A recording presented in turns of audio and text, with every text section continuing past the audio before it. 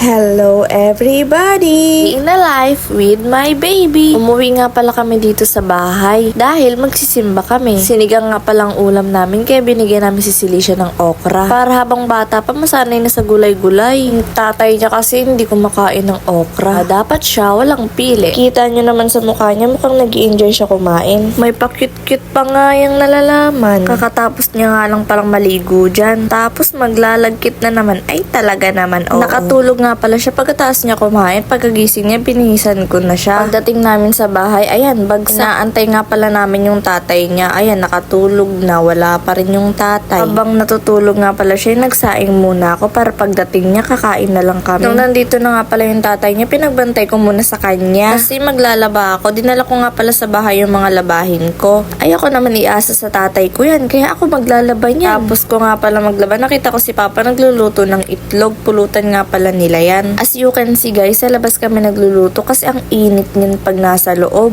Ito na nga pala yung mga nilabhan ko. Lahat yan damit ko lang. Isasampay ko na agad para matuyo na agad. Naman na ipabukas ko pa to te. Oh, diba? Ang dali lang. Paglabas ko nga pala ng CR, ito ang mag-ama ko. Lalang, paupo-upo lang. Nagulat pa nga siya kasi may flash. Tapos ako, ito, pawis na pawis, pagod na pagod, charis. Talaga kapag nanay, luto nga pala ako ng prinitong bangus para may dagdag ulam. Tingnan nyo guys, ang sarap. Binabad nga pala namin ito sa suka, paminta, magic sarap, bawang. Ay, talaga naman. May tira nga pala kaming sinigang, kaya ayan, dalawa ang ulam. Habang ang bebe ay pinapakain ng tatay niya ng Marie. Pero sinusubo-subuan na rin namin siya ng kanin. Hindi na rin pala namin siya binigyan ng sarili niyang pagkain. Kasi magkakalat, maglalagkit, alam niyo namang gabi na. Tapos namin kumain, iniwan muna namin si Celicia kasi pupunta kami sa Kasiglahan. Pagdating nga pala namin sa Primark, ay pumunta na agad kami sa second floor. Kaso pagdating namin, bawal na raw pumasok. 7:30 pa lang pala niyan. Naghahanap kasi kami ng ilaw, pang headlight. Kaya nung wala, pumunta kami sa Relok sa papa niya. Sabi niya kasi meron daw doon. Nagpagas muna siya kasi lagi kaming natitirikan talaga naman. Walang araw hindi talaga natitirikan kaya dapat talagang magpagas dahil paakyat yung bahay nun. Nung nandito na nga pala kami, malas kasi wala rin. Natapon na raw kaya wala. Uuwing luhaan. Nung pauwi na nga pala kami, lungon siya ng lingon sa baba. Kung nakikita nyo, nakakainis kasi liko ng liko. Di na lang itigil muna. Syempre nakakatakot din. Pagdating namin sa baba, maluwag daw yung tornilyo. Kaya ayan, yun pala putol na. Nung aandar na sana kami, bigla siyang natuluyan. Biglang naghiwalay yung sa gitna. Hindi ko alam kung anong tawag dyan, basta ganyan. Buti na lang hindi kami nasiraan nung pababa kami. Kung hindi ay talaga